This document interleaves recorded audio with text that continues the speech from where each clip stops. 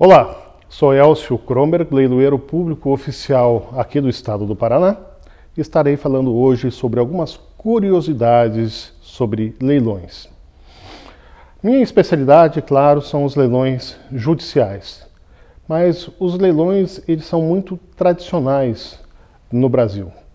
A legislação que fala sobre os leiloeiros é uma legislação de 1932, praticamente sem nenhum tipo de atualização.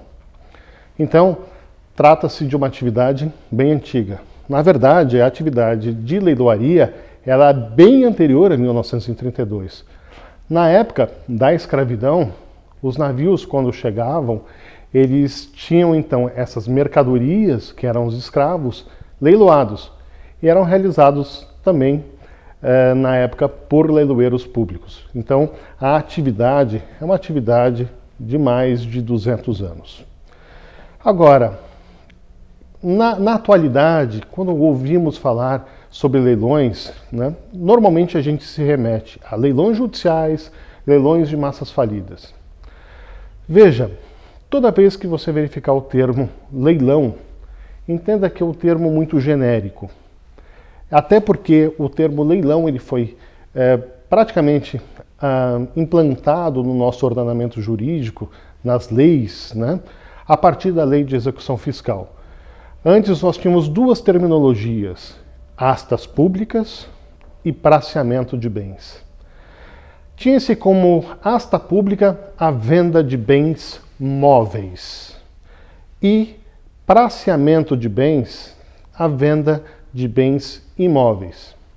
Até porque o termo ele é muito característico, porque os bens, a asta pública era uma forma de venda, já na Grécia Antiga, de venda de bens das pessoas que ali viviam.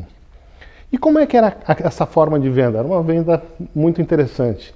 As pessoas que queriam comprar bens de outros, eles faziam lances, mas esses lances não eram lances verbais, e eram lances fazendo arremessos de astas, de uma espécie de vara. Por isso, então, a terminologia é de asta pública, Por isso que se fala que quando alguém participa de um leilão, ele dá um lance, porque se lançavam. Já o termo praceamento é porque os bens eram vendidos nas praças públicas. E acabou ficando enraizado a ideia de que a venda de bens imóveis são realizados em praças. E o ordenamento jurídico brasileiro, de uma forma muito interessante, sempre determina que o praceamento de bens deve ser na comarca. Ou seja, num entendimento literal, alguns magistrados entendem que a venda de bens imóveis deve ser sempre realizado na comarca. Já a venda de bens móveis poderia ser realizado por qualquer um em qualquer lugar. Interessante, não? Aí veio a Lei de Execução Fiscal, e a Lei de Execução Fiscal, então, acaba com essa terminologia de astas e praças, ainda presente no nosso Código de Processo Civil, mas a Lei de Execução Fiscal, então, usa somente a expressão leilão.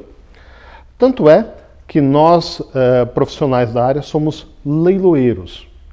Fazemos este anúncio dos bens vendidos em pregão. Então, esta era uma curiosidade e também explica um pouco a questão de nomenclatura. O que é correto? É asta pública, é leilão ou praceamento de bens? Eu te diria, de uma forma genérica, podemos sempre utilizar a forma leilão, compreendendo sempre a venda de bens móveis e imóveis, e mesmo bens intangíveis. Mas que tipos de bens são levados a leilões?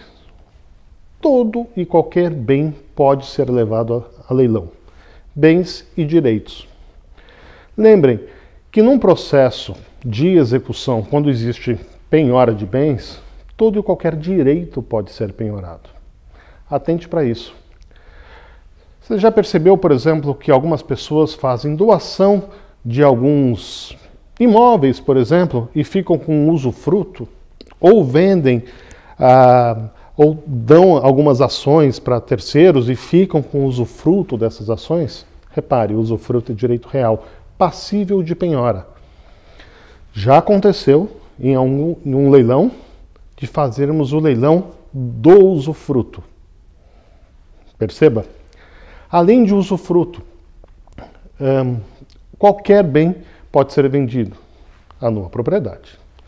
Podemos também vender bens móveis, bens tangíveis, marcas, patentes, bens intangíveis. Verifique então a condição de todo e qualquer leilão e verifique quais são os bens que possam ser vendidos e ofertados. E lembre-se, tudo pode ser penhorado. Claro que existem algumas condições do nosso direito brasileiro que não permite penhora, ou seja, não posso penhorar parte do corpo, não posso penhorar uma córnea, um rim, um braço, mas posso penhorar uma prótese.